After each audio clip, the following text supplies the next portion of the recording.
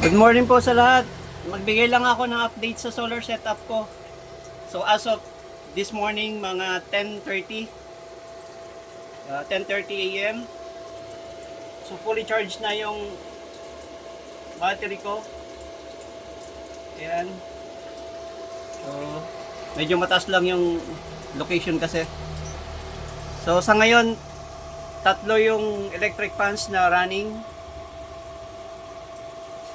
Isang CCTV setup with 3 cameras. May mga ilaw. So mamaya pag lumakas pa yung init, gagamitin ko na yung aircon na 650 watts or 0.65 horsepower para masubukan. So kanina nagluto na rin kami dito ng rice using rice cooker.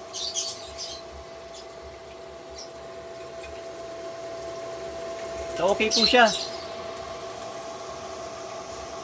Maganda. Malaking tipid sa kuryente, sa bill ng kuryente. So yan po yung monitor niya, 145 watts yung tumatakbo.